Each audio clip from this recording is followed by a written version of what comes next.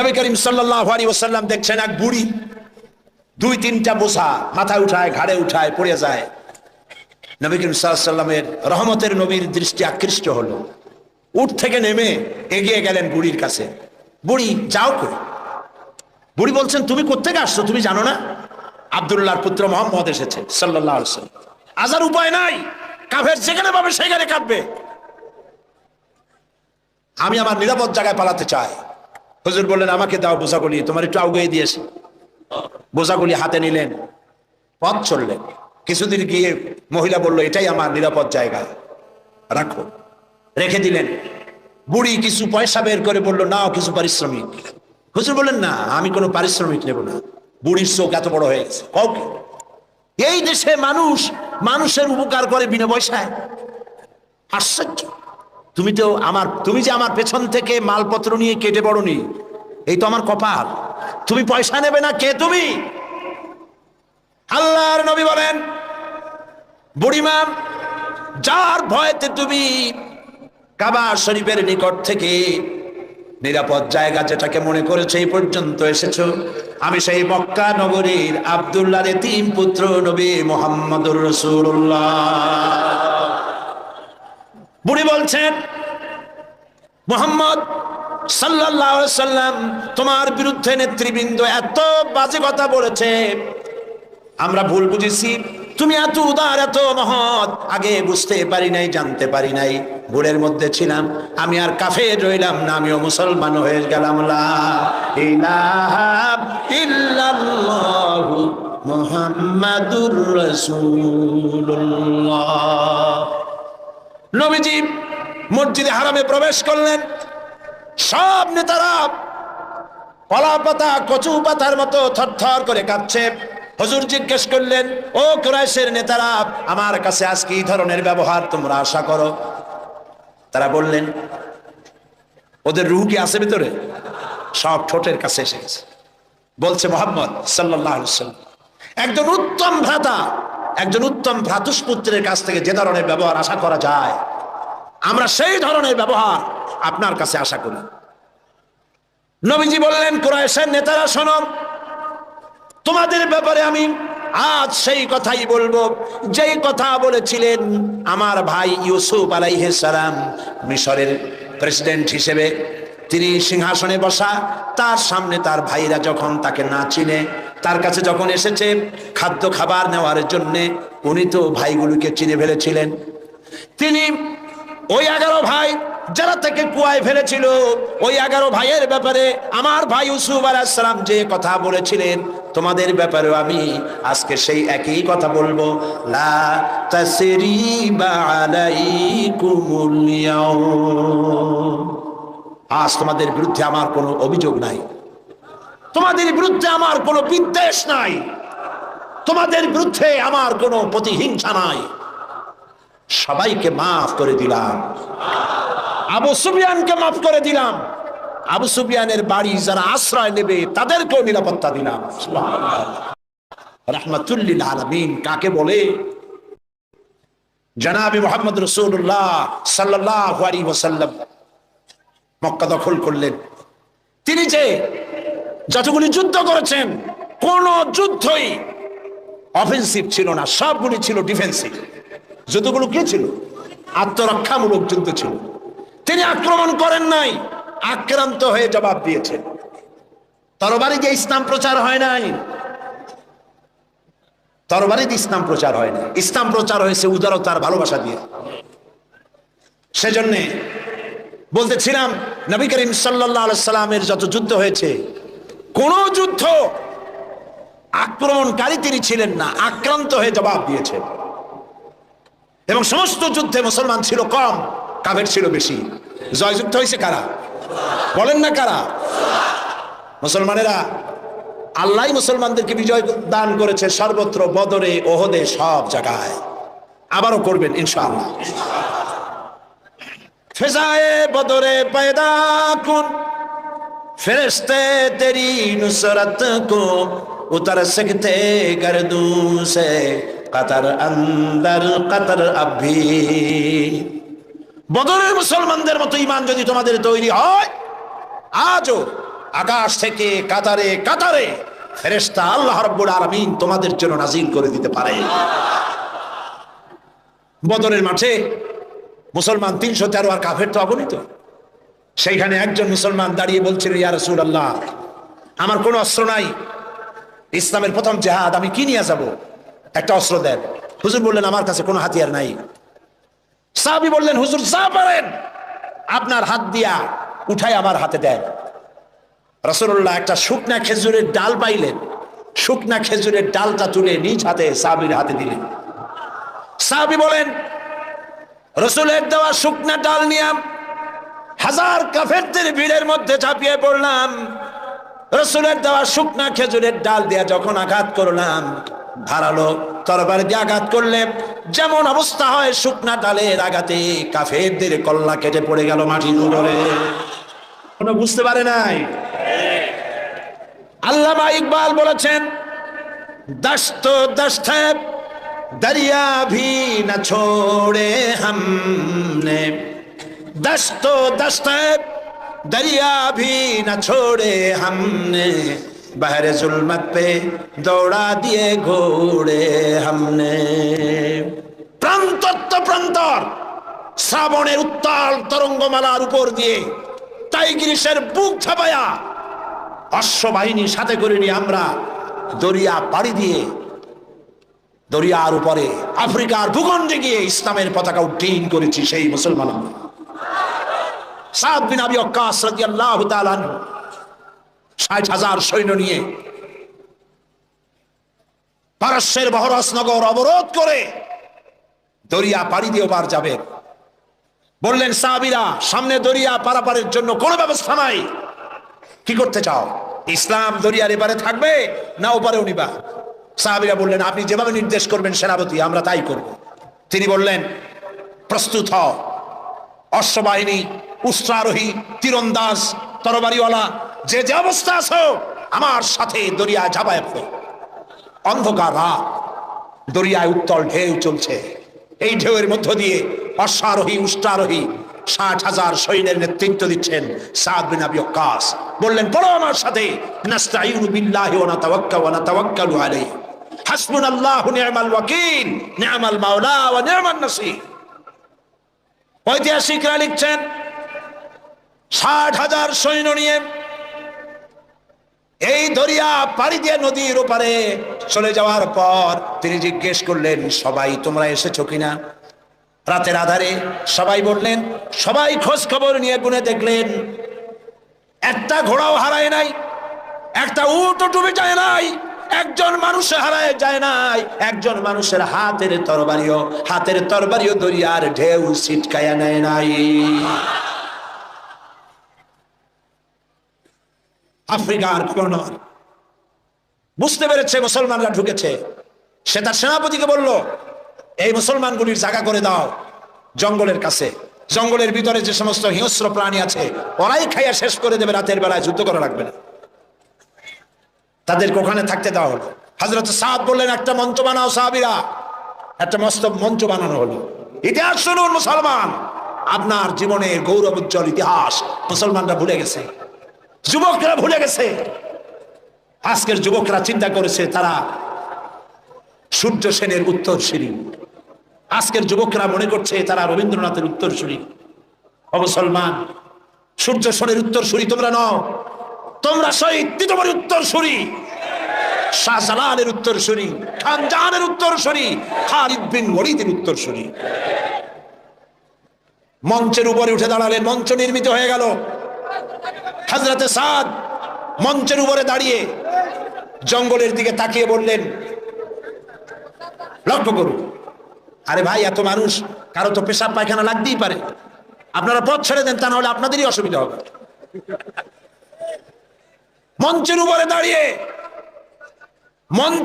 দাঁড়িয়ে হযরতে সাদ বললেন, ইয়া আইয়াতুল হাসারাতু ওয়াস-সিবা, নাহনু আসহাবু রাসূলুল্লাহ সাল্লাল্লাহু আলাইহি ওয়াসাল্লাম, ফারজিউ ফাইন্না নাজিলুন, ফামান ওয়াজাদনা বাদাহু কাতালনাহু।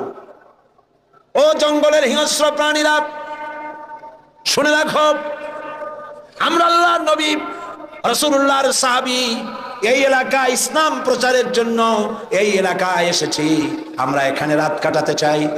সুতরাং তোমরা যারা এই জঙ্গলের ভিতরে হিংস্র প্রাণী আছো, আমাদের নিরাপত্তার কারণে এই এলাকা ছেড়ে অন্যত্র চলে যাও। আমার এই ঘোষণার পরে যদি কোনো হিংস্র প্রাণী আমাদের সামনে পড়ে যায়, তরবারি দিয়ে ফয়সালা করা হবে। কাফেরেরা চিন্তা করলো, পাগলেরা কয় কি, মঞ্চ বানাইয়া বাঘ সিংহরে ওয়াজ করতেছে, একটা কথা হইল। কাফেরেরা দেখলো হযরত সাদের বক্তৃতার পরে মানুষের চক্ষু বিস্ফারিত করে জঙ্গলের ভিতর থেকে সিংহের লাইনে সিংহ, বাঘের লাইনে বাঘ, সাপের লাইনে সাপ, যার যার আন্ডা বাচ্চা মুখে নিয়ে লাইন করে জায়গা ত্যাগ করে চলে গেল। সেই মুসলমান আমরা আবার সেই দিন ফিরে আসতে পারে, ফিরে আসবে ইনশাআল্লাহ। বলি ইনশাআল্লাহ। মুসলমান জীবন দিতে জানে, জীবন দিতে জানে। মুসলমান তাদের ঈমান নষ্ট করতে পারবে না। আমরা আর কিছু পারবো না, এদেশে বসে দোয়া তো করতে পারবো না, তাও পারবো না কেন? দুদায়েব, চেচনিয়ার প্রেসিডেন্ট দুদায়েব, তিনি রাশিয়ার আক্রমণে যখন চেচনিয়া তছনছ হয়ে যাচ্ছিল, তখন তিনি একটা নিউজ ইন্টারনেটে পাঠিয়েছিলেন। দৈনিক ইনকিলাব পত্রিকায় সেই খবরটা ছাপা হয়েছিল। তিনি বলেছিলেন, ও পৃথিবীর মুসলমানেরা, রাশিয়া আমাদের মারতেছে, আমাদের খাবার নাই, পড়ার নাই, প্রতিদিন আমরা মরছি। তোমরা আমাদেরকে খাবার দিলে না, আমাদেরকে অস্ত্র দিলে না, আমাদেরকে টাকা দিলে না, আমাদেরকে কিচ্ছু দিলে না, আমাদের পক্ষে কথাও বললে না। ও পৃথিবীর মুসলমানেরা, আচ্ছা এইটুকুনু কি করতে পারো না যে গভীর রাত্রে 2 রাকাত তাহাজ্জুদের নামাজ পড়ে আল্লাহর কাছে 2টি হাত উঁচু করে এ কথাও কি বলতে পারো না যে আল্লাহ, ও আল্লাহ, তুমি তো সেই আল্লাহ যে বদরের মাঠে ফেরেশতা দিয়া সাহায্য করেছিলে, তুমি তো সেই আল্লাহ যে ফেরেশতা দিয়া ওহদে সাহায্য করেছিলে।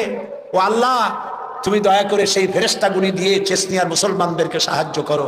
ও পৃথিবীর মুসলমান, এটুকুনু কি করতে পারো না আমাদের জন্য? আজ আফগানের মুসলমানেরাও তাদের কথা, তাদের খবর ছড়ায় না। ওরা মারে, এটা ছড়ায়, কিন্তু এরা কত মারে সেইটা বলার মতো, সেইটা নিউজ দেওয়ার মতো নিউজ মিডিয়াও তাদের হাতে নাই। তাদের সাহায্য করার জন্য আল্লাহ ছাড়া কেউ নাই। এই জন্য আজ প্রাণ ভরে দোয়া করতে হবে আফগানের মুসলমানদের জন্য। আমি বাংলাদেশের এক ছোট্ট ব্যক্তি, আল্লাহর এক নগণ্য গোলাম। আমি বিশ্বাস করি, মনে প্রাণে বিশ্বাস করি, আজ হোক কাল হোক,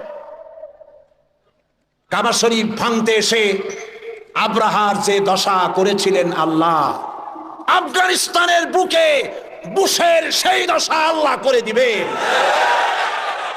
বুশ হবে ইতিহাসের শেষ আব্রাহা ইনশাআল্লাহ।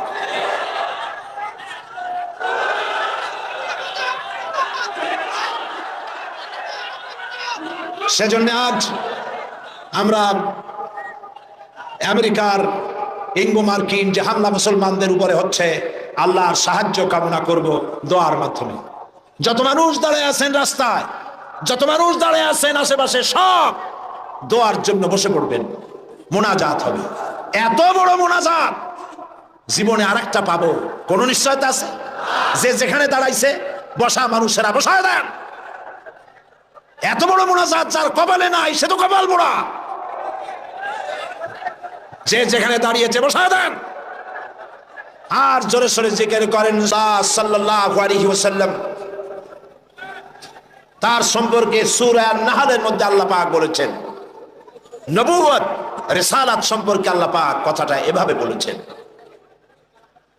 وعلى الله قصد السبيل ومنها جائر ولو شاء لهداكم أجمعين। আর সোজা রাস্তা বলে দেওয়ার দায়িত্ব আমার, যেখানে রয়েছে অসংখ্য বাঁকা পথ, আর আমি ইচ্ছে করলে গোটা পৃথিবীর সমস্ত মানব মণ্ডলীকে হেদায়েত করে দিতে পারতাম। সোজা রাস্তা বলে দেওয়ার দায়িত্ব আমার। সেই সোজা রাস্তা বলে দেওয়ার দায়িত্ব আল্লাহ নিজে গ্রহণ করে নবীদের পাঠিয়েছেন। এজন্য পৃথিবীর সর্বশ্রেষ্ঠ মানুষ হলেন আল্লাহর নবীরা। বলুন তো সর্বশ্রেষ্ঠ মানুষ কারা? যাদের কোনো ভুল নাই, ত্রুটি নাই। আজ লক্ষ লক্ষ জনতা সার্কিট হাউস ময়দানে পকেটের পয়সা খরচ করে এখানে এসেছেন, ঠিক কিনা বলুন? বাস ভাড়া, ট্রাক ভাড়া দেওয়া হয়েছে, রিক্সা ভাড়া দেওয়া হয়েছে, মাহফিলের পরে খেতে দেওয়া হবে শিবির, এমন কোনো কথা বলেছে? নিজের পয়সা খরচ করে জানতে এসেছি এমন একটি মানুষকে যিনি আমাদের বাংলাদেশী নন। মোহাম্মদ সাল্লাল্লাহু আলাইহি ওয়াসাল্লাম বাংলাদেশী? তিনি তার গায়ের রং আমাদের রঙের মতো? তিনি আমাদের ভাষায় কথা বলতেন? তিনি আমাদের রক্ত সম্পর্কীয় আত্মীয়দের মধ্যে কেউ? তাহলে রক্ত সম্পর্কীয় আত্মীয়দের মধ্যে কেউ নন, আমার দেশের মানুষও নন, আমার রঙেরও নন, আমার ভাষারও নন। অথচ এই ব্যক্তির জন্য লাখো লাখো জনতা ঢল নেমেছে সার্কিট হাউস ময়দানে। এই ঢল নেমেছে কি সাইদিকে দেখার জন্য? নিশ্চয়ই নয়। আজকের ঢল নেমেছে বিশ্ব নবী মুহাম্মদ রাসূলুল্লাহ সাল্লাল্লাহু আলাইহি ওয়াসাল্লামকে জানার জন্য। কেন এই আগ্রহ? আচ্ছা, এই আগ্রহ কি শুধুমাত্র খুলনার মানুষের? না, গোটা বিশ্বের সমস্ত মানুষের মুহাম্মদ সাল্লাল্লাহু আলাইহি ওয়াসাল্লামের প্রতি আগ্রহ। কারণ দুনিয়ায় যত নেতা এসেছেন, সমস্ত নেতা কথা বলেছেন, সংগ্রাম করেছেন নিজের দেশের জন্য, সংগ্রাম করেছেন, লড়াই করেছেন, জেল খেটেছেন, কষ্ট করেছেন, বক্তব্য রেখেছেন নিজের দলের জন্য, দেশের জন্য, নিজের ভাষার জন্য, নিজের আঞ্চলিক এলাকার জন্য, ঠিক কিনা বলেন? পৃথিবীর যে কোনো দেশের নেতা এই চরিত্রে, প্রত্যেকটি নেতা, পৃথিবীর যে কোনো নেতার নাম আপনি বলবেন, সব নেতা নিজের অঞ্চল, নিজের ভাষা, নিজের মানুষ, নিজের দল, এই জন্যই কথা বলেছে সারা দুনিয়ায়। বিশ্ব মানবতার জন্য কথা বলেছেন, নারীর জন্য, সাদা মানুষের জন্য, কালো মানুষের জন্য, নির্যাতিত মানবতার জন্য, শ্রমিকের জন্য, কৃষকের জন্য, বিশ্বব্যাপী সমস্ত মানুষের অধিকারের কথা পৃথিবীতে একজনই বলেছেন, যার নাম বিশ্ব নবী, বিশ্ব নেতা, সাইয়্যিদুল মুরসালিন, আশরাফুল আম্বিয়া, মুহাম্মদুর রাসূলুল্লাহ সাল্লাল্লাহু আলাইহি ওয়াসাল্লাম। আপন চরিত্র মাধুর্য দিয়ে পৃথিবীকে তিনি জয় করেছেন। তিনি যুদ্ধ করে পৃথিবীকে জয় করেননি, যুদ্ধ করে মানুষকে প্রধানত করেননি। তিনি মানুষের মন জয় করেছেন, মানুষকে আকর্ষণ করেছেন অনুপম চরিত্র মাধুর্য দিয়ে। আল্লাহর নবী মুহাম্মদ রাসূলুল্লাহ, সবাই বলেন সাল্লাল্লাহু আলাইহি ওয়াসাল্লাম, তার চরিত্রের প্রতি আকৃষ্ট হয়েছেন গোটা বিশ্ব। আল্লাহ পাক নিজেই যার চরিত্রের সার্টিফিকেট দিচ্ছেন। আল্লাহ রাব্বুল আলামিন বলেন, ওয়া ইন্নাকা লাআলা খুলুকিন আযীম। নবী হে, আপনি হচ্ছেন মহান চরিত্রের অধিকারী। সুবহানাল্লাহ বলবেন না? কে দিচ্ছেন এই সার্টিফিকেট? কে দিচ্ছেন? ও নবী, আপনি মহান চরিত্রের অধিকারী। খুলুকিন আযীম। আযীম কাকে বলে? আরবিতে চওড়া জিনিসকে বোঝাবার জন্য বলা হয় আরিফ, গভীরতাকে বোঝাবার জন্য আরবিতে বলা হয় আমিক। কিন্তু যে চওড়া মাপা যায় না, কত চওড়া মাপার মতো কোনো ফিতা নাই, কত গভীর তা মাপার মতো কোনো যন্ত্র নাই, এত সীমাহীন চওড়া, সীমাহীন গভীর যে জিনিস, তাকেই বলা হয় আযীম। নবী হে, আপনি এমন মহান চরিত্রের অধিকারী যা পৃথিবী কেউ মেপে কুলাতে পারবে না। সুবহানাল্লাহ। এই সার্টিফিকেট দিচ্ছেন আল্লাহ রব্বুল আলামিন নিজেই। পৃথিবীর মধ্যখানে আল্লাহ তাকে পাঠালেন, শৈশব, কৈশোর, যৌবন কাটালেন যে মানুষদের মধ্যে, তারা তাকে আল আমিন বলল, সত্যবাদী বলল, বিশ্বাসী বলল। জীবনে একটি মিথ্যে কথা বলেননি। আপনারা বলেন এটা কত বড় কথা, এইটা কত বড় কথা। সারা জীবনে একটি মিথ্যে কথা উচ্চারণ করেননি মুখ দিয়ে। সুবহানাল্লাহ বলবেন না? কাউকে ঠকাননি, কাউকে প্রতারণা করেননি, কাউকে নিন্দা করেননি, কাউকে গালমন্দ করেননি, পরচর্চা, পরনিন্দা করেননি, কাউকে ব্যথা দেননি। সারা জীবন অন্যের ব্যথা শুনে ব্যথা মুছেছেন দুই হাতে, নিজে ব্যথা পেয়েছেন, কাউকে ব্যথা দেন নাই। বিশ্বনবী মুহাম্মদ সাল্লাল্লাহু আলাইহি ওয়াসাল্লাম। আল্লাহ পাক এই সুন্দর মানুষটিকে, এই মহান মানুষটিকে পৃথিবীতে পাঠালেন কি জন্য? আল্লাহ রাব্বুল আলামিন কোরআনে কারীমের ভিতরে পরিষ্কার করে বলেছেন, হুয়াল্লাযী আরসালা রাসূলাহু বিল হুদা ওয়া দীনিল হক লিইয়ুযহিরাহু আলাদ-দীনি কুল্লিহি ওয়ালাউ কারিহাল মুশরিকুন। আল্লাহ হচ্ছেন তিনি যিনি তার রাসূলকে দ্বীন হক, সত্যের বিধান সহকারে পৃথিবীতে পাঠিয়েছেন, এই জন্যে যাতে করে তিনি সমগ্র বিশ্বের মানুষের উপরে আল্লাহর আদর্শ, আল্লাহর ইসলামকে বিজয়ী করে দেন। তাতে যদিও তাতে এ বিষয় কাফেরদের কাছে অসহনীয়, কাফেরদের কাছে তা যতই অসহনীয় হোক, আল্লাহ পাক নবীকে জন্য পাঠিয়েছেন পৃথিবীর মানব রচিত সকল মতবাদের উপরে আল্লাহ পাকের নবী বিজয়ী করে দেবেন। কোনটাকে? আপনারা শুনতেছেন না বোধহয় ঠিক মতো। কোনটাকে? ইসলাম। ইসলামকে বিজয়ী আদর্শে পরিণত করার জন্য আল্লাহ পাক তার রাসূলকে পৃথিবীর বুকে পাঠালেন। নবী করিম সাল্লাল্লাহু আলাইহি ওয়াসাল্লাম দ্বীনের দাওয়াত শুরু করেছেন। 40 বছর বয়সের সময় নবুয়ত পেলেন। उतर कर गारहरा से सूए कौम आया, उतर कर गारहरा से सूए कौम आया और एक नुस्खे किमिया सतलाया। হেরা পাহাড় থেকে নবী করিম সাল্লাল্লাহু আলাইহি ওয়াসাল্লাম নেমে আসলেন, হাতে আনলেন পরশ পাথর। সেই পরশ পাথরের নাম হচ্ছে কোরআন শরীফ। সুবহানাল্লাহ বলুন।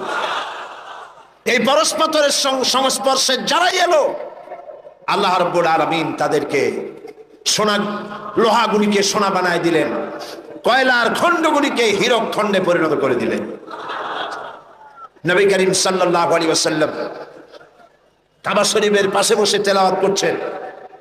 আবু জাহেল, আবু লাহাবরা, যারা মুহাম্মদ সাল্লাল্লাহু আলাইহি ওয়াসাল্লামকে বলতো আল আমিন, বলতো সাদেক বলতো, তারা এখন আর এই সম্বোধন করতে রাজি নয়।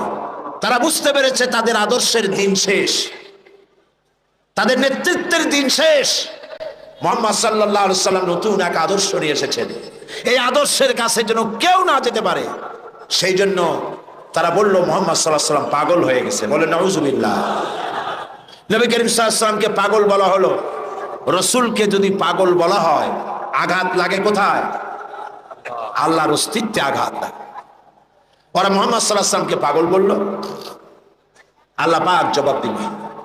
আল্লাহ রাব্বুল আলামিন কাফিরদের এই গালির জবাবে আল্লাহ পাক শোনায় দিলেন, ওয়া মা সাহিবুকুম বিমাজনুন। তোমাদের সাথী পাগল নন, তোমাদের সাথী সারা জীবন তোমরা যার সাথে ছিলে, পাগলামির কি দেখলে? আসল পাগল কারা তা খুব শীঘ্রই প্রতীয়মান হবে, সকলের সামনে স্পষ্ট হবে। প্রিয় ভাই সব, হজের মৌসুম এলো। মুহাম্মদ সাল্লাল্লাহু আলাইহি ওয়াসাল্লাম কাবা শরীফের পাশে বসে তেলাওয়াত করছেন।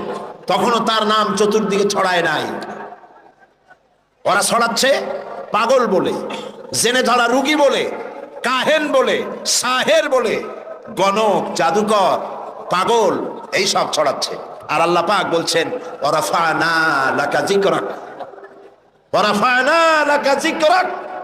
ও নবী, আপনার প্রশংসার দিগন্তকে বিশ্বব্যাপী উন্মোচিত করে দেব আমি, আল্লাহ রাব্বুল আলামিন। দেখেন আল্লাহর হিকমত। নবীর নাম, তখন তো রেডিও নাই, ওই যুগটা চিন্তা করেন। রেডিও নাই, টেলিভিশন নাই, পত্রপত্রিকা নাই, ক্যাসেট নাই, ভিসিডি নাই, সিডি নাই, ভিডিও নাই। এক জায়গার খবর আর এক জায়গায় পৌঁছতে বহুদিন লেগে যায়। আল্লাহর কুদরত দেখুন প্রচারের।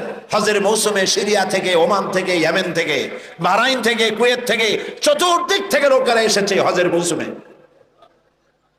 মুহাম্মদ সাল্লাল্লাহু আলাইহি ওয়াসাল্লাম তেলাওয়াত করছেন কাবার পাশে বসে।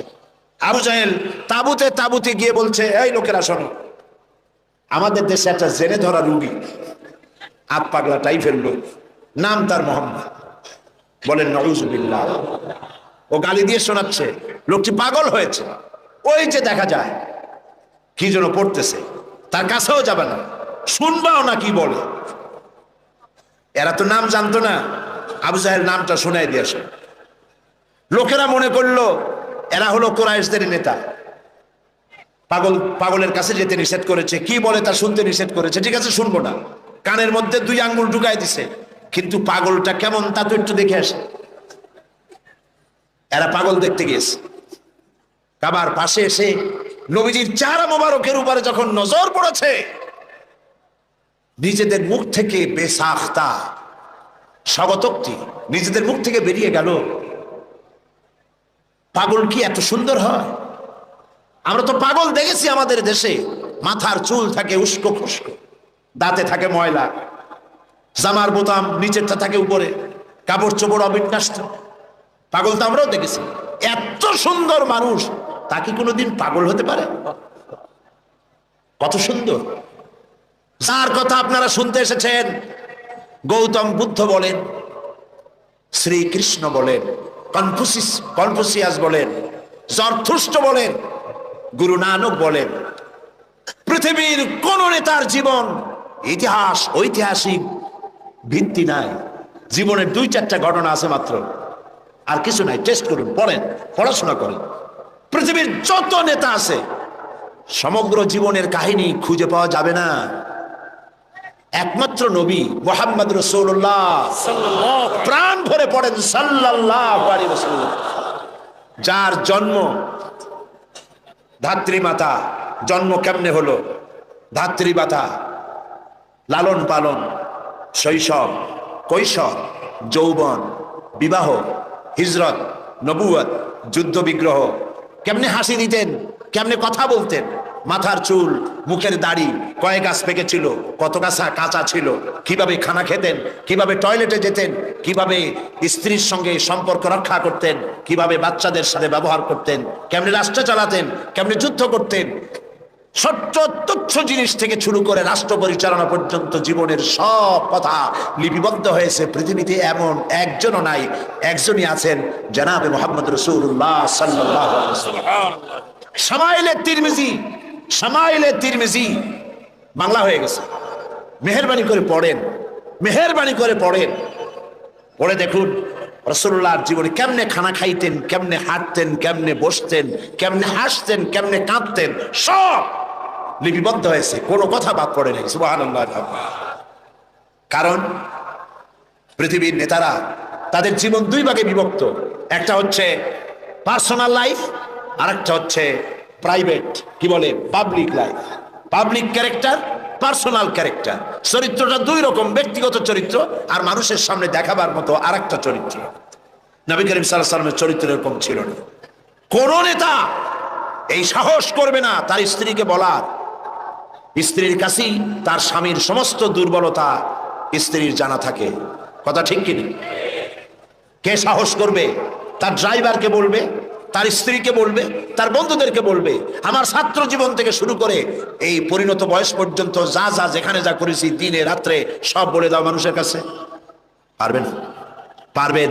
বিশ্ব নবী মুহাম্মদ রাসূলুল্লাহ সাল্লাল্লাহু আলাইহি ওয়াসাল্লাম, আল্লাহর নবী সাহাবায়ে কিরামদের বলেছেন, ও আমার সাহাবীরা, দিনের আলোতে আমার ভিতরে যে আচরণ তোমরা দেখতে পাও, রাতের আধারে আমার ভিতরে যে আচরণ তোমরা দেখতে পাও, ও আমার স্ত্রীরা, রাতের আধারে কপাট বদ্ধ রুমের ভিতরে আমার যে আচরণ দেখতে পাও, বদ্ধ দরজার বাইরে দিনের বেলায় রাতের বেলায় যে আচরণ আমার দেখতে পাও, যে চাল চলন দেখতে পাও, সবকিছু খুলে খুলে মানুষের সামনে বলে দাও।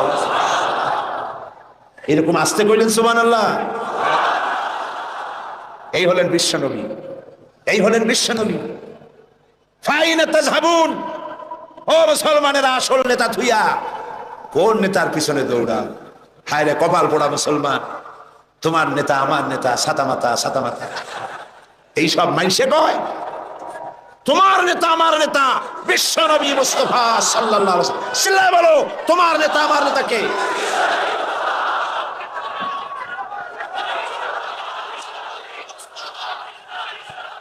জনাবে মুহাম্মদ রাসূলুল্লাহ, জনাবে মুহাম্মদ রাসূলুল্লাহ, সবাই বলেন সাল্লাল্লাহু আলাইহি ওয়াসাল্লাম। সুবহানাল্লাহ, কি চরিত্র, কি সুন্দর। হযরত আনাস রাদিয়াল্লাহু তাআলা আনহু 8.5 বছরের কিশোর, একেবারে বাচ্চা না, 8.5 বছরের কিশোর মুহাম্মদ সাল্লাল্লাহু আলাইহি ওয়াসাল্লামের খেদমতে নিয়োজিত হয়েছেন। আপনারাই বলেন 8.5 বছরের ছেলে, সে কি সব কথা বোঝে? তারা যদি বলা হয় গরম পানি আনো, সে তো ফ্রিজের পানি নিয়ে আসবে, বুঝতে পারবে না। স্যান্ডেল আনো, আনবে জুতা। বিছানা বিছাও, বিছানা উঠায় থবে। ছোট্ট মানুষ তো, ভুল হইতেই পারে। সে আনাস রাদিয়াল্লাহু তাআলা আনহু কি বলছেন রাসূল সম্পর্কে, আহারে। হযরত আনাস বলেন 8.5 বছর বয়স থেকে নিয়ে একটানা 10 বছর পর্যন্ত নবী মুহাম্মদ রাসূলুল্লাহ সাল্লাল্লাহু আলাইহি ওয়াসাল্লামের খাদেম হিসেবে হুজুরের সাথে থাকার সৌভাগ্য আমার হয়েছিল।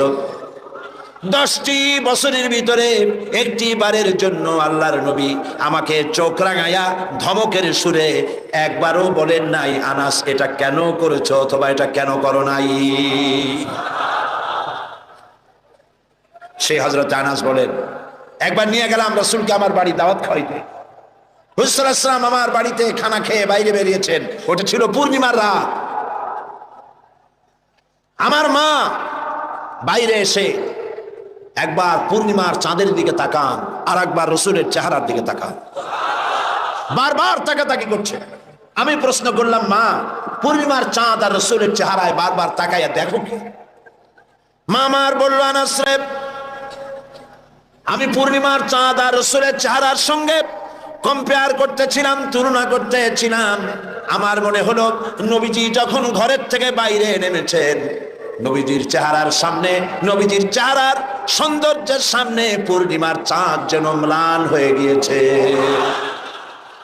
পূর্ণিমার চাঁদের মধ্যে কলঙ্ক কালিমা আছে, আল্লাহর নবীর চেহারার ভিতরে কোনো কালিমা দেখতে পেলাম না। রাসূলুল্লাহর এই চেহারা দেখে বিভিন্ন দেশ থেকে আগত কাফেরেরা হুজুরের চেহারা দেখে পাগল হয়ে গেছে।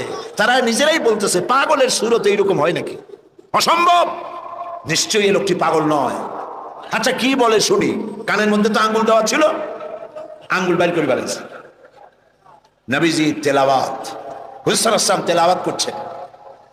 ভালো কারি যারা, সুন্দর গলার আওয়াজ আল্লাহ যাদেরকে দান করেছেন, সেই সুন্দর গলার আওয়াজ দিয়ে যখন তেলাওয়াত করে কারি, কেমন লাগে? খারাপ লাগে না মজা লাগে?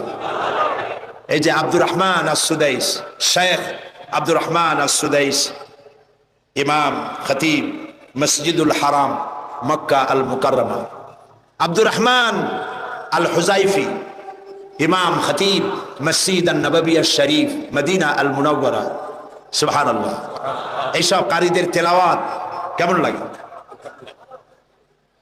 কারি আব্দুল সামাদ আব্দুল বাসেত, একজন আমেরিকা আমাকে বলেছিল যে কারি আব্দুল বাসেত যখন তার মায়ের পেট থেকে দুনিয়া আসছিল, তার মা যে কত কত কেজি মিশ্রি তারে খাওয়াইছিল, চিনি খাওয়াইছিল, আল্লাহ জানে। সুবহানাল্লাহ। সাধারণ মানুষের তেলাওয়াত শুনলে চোখ দিয়ে অর্থ বোঝে না, চোখ দিয়ে পানি পড়তে থাকে। কোরআনের প্রতি যাদের মহব্বত আছে, অর্থ বোঝে না, চোখ দিয়ে পানি পড়ে। এ কোনো সাধারণ কারি নয়। এখন তেলাওয়াত করতেছেন তিনি, যার উপরে কোরআন নাজিল হয়েছে। সুবহানাল্লাহ।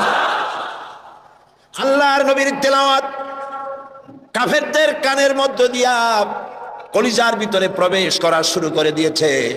বাইরের থেকে যে লোকগুলি আসলো, নবীজির মুখে তেলাওয়াত শুনে নিজেদের অজান্তেই তাদের মুখ থেকে বেরিয়ে গেল, লা ইলাহা ইল্লাল্লাহু মুহাম্মাদুর রাসূলুল্লাহ। জোরে সরে পড়েন, লা ইলাহা লা ইলাহা ইল্লাল্লাহ। আরো জোরে, লা ইলাহা নাই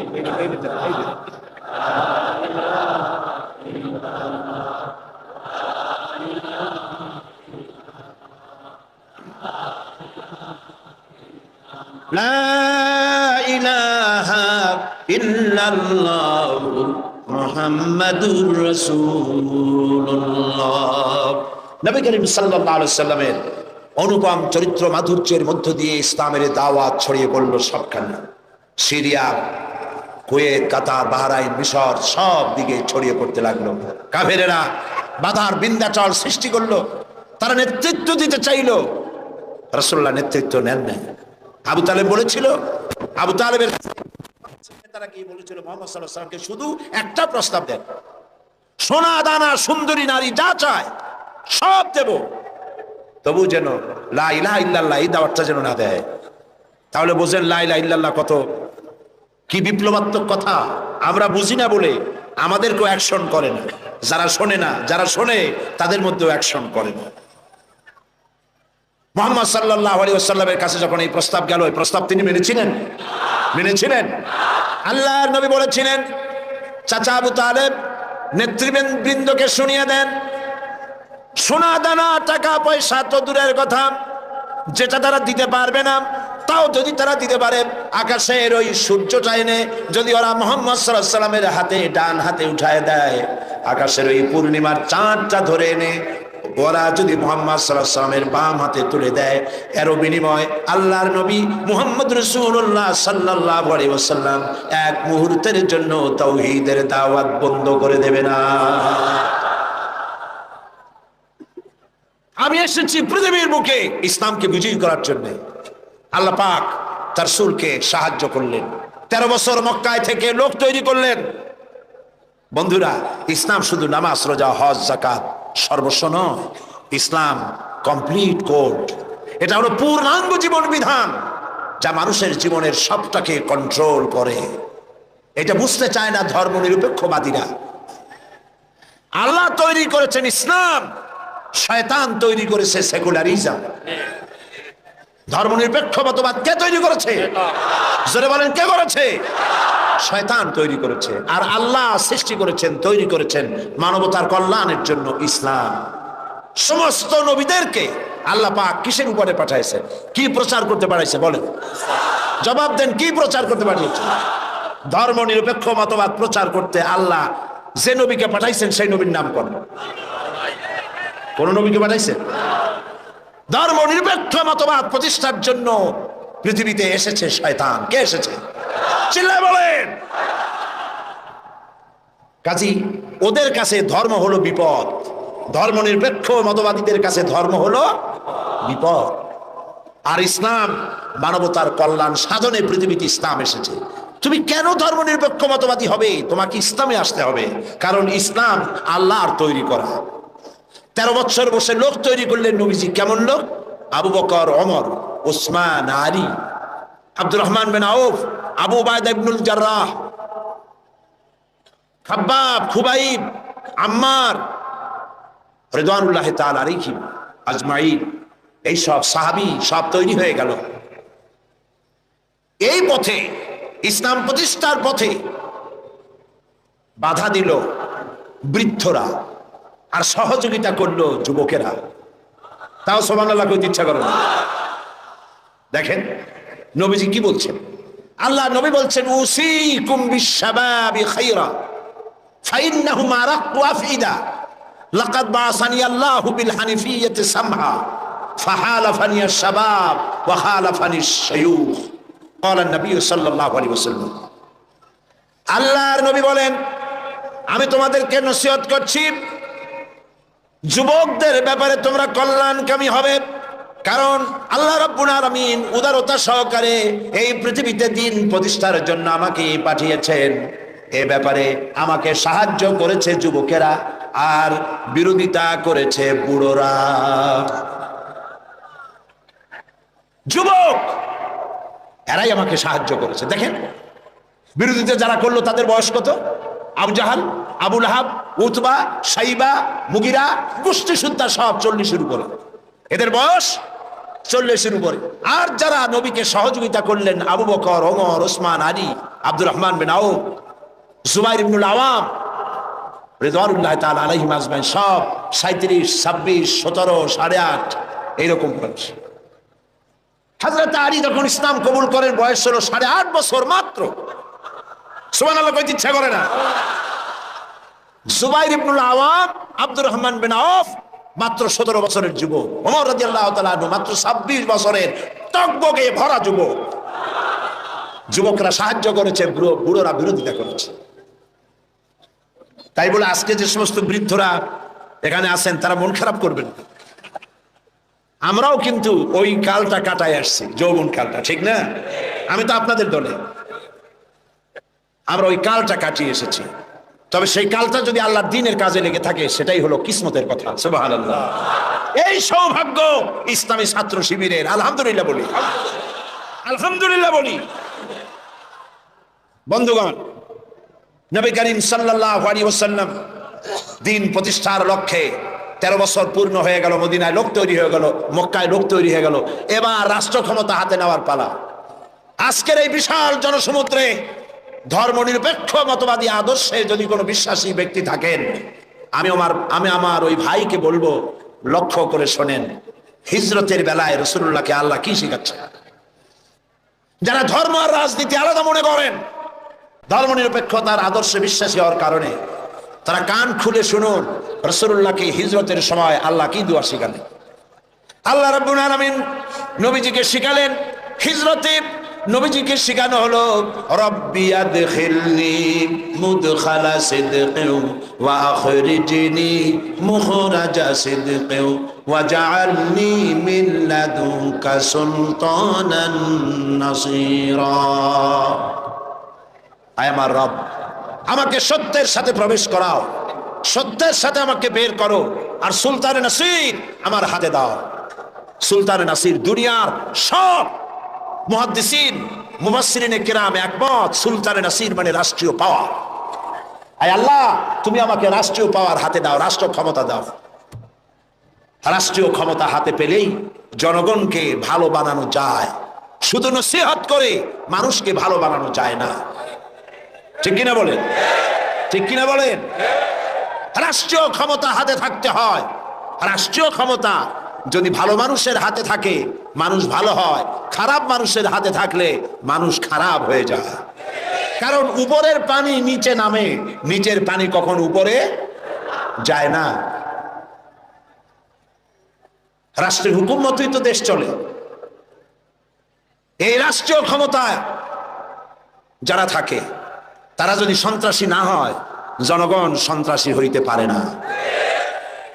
রাষ্ট্রীয় ক্ষমতায় যারা থাকে তারা যদি দুর্নীতিবাজ না হয়, তাহলে জনগণও দুর্নীতিবাজ হইতে পারে না। রাষ্ট্রীয় ক্ষমতায় ভালো মানুষ যদি যায় তাহলে দেশ ভালোভাবে চলতে পারে। ঠিক কিনা? আল্লাহর নবী আরো বলেছেন, আকাশের অসংখ্য তারকা পুঞ্জের ভেতরে পূর্ণিমার চাঁদের যে মর্যাদা, আল্লাহ রাব্বুল আলামিনের নবী বলেন, আমার উম্মতের মধ্যে আমার ওলামাদের সেই মর্যাদা। এদেশে ইসলাম, সততা, চরিত্র, দ্বীন, ঈমান যতটুকু টিকে আছে তা আলেমদের কারণে, হক্কানি পীর বুজুর্গদের কারণেই তা টিকে আছে। সুবহানাল্লাহ বলেন, আলহামদুলিল্লাহ বলেন। ইসলামী আন্দোলন, আলেম ওলামা, পীর বুজুর্গ, মাদ্রাসা মসজিদ, এরা এদেশের ঈমান, আমান, চরিত্র, দ্বীন, আমানতদারি, টুপি, দাড়ি এরাই টিকায় রাখছে। আলহামদুলিল্লাহ বলেন। সেজন্য ভাইরা, নবী করিম সাল্লাল্লাহু আলাইহি ওয়াসাল্লাম পৃথিবীতে এসেছিলেন দ্বীন প্রতিষ্ঠার জন্য। কাফেরেরা বরদাস্ত করতে পারে নাই। তারা চেয়েছে আল্লাহর দ্বীনকে দুনিয়া থেকে মিটায় দেবে।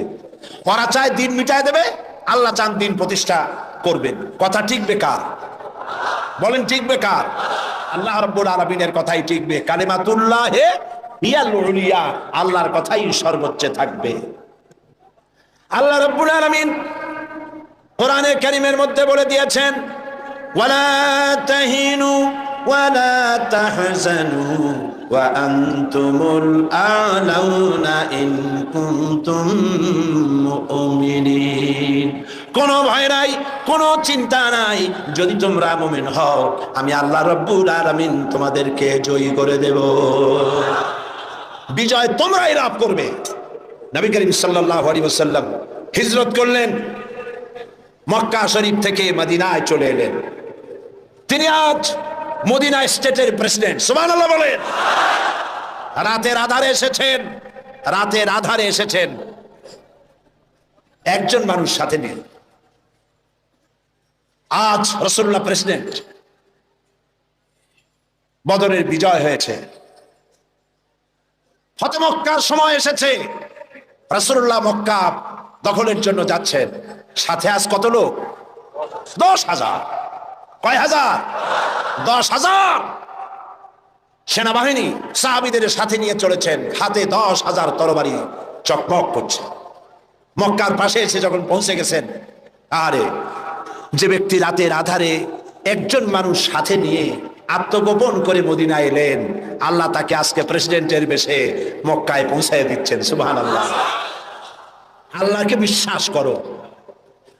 ইউসুফ আলাইহিস সালামকে যারা কুয়ার মধ্যে ভালাইছিল, কারা ভালাইছিল? বাইরা। কুয়ার মধ্যে যারা ভালাইছিল তারা তো মনে করেছিল কুয়ায় ভালাই দিছি, এটা মরণ কুয়া, কিন্তু ওরা তো জানে না এটা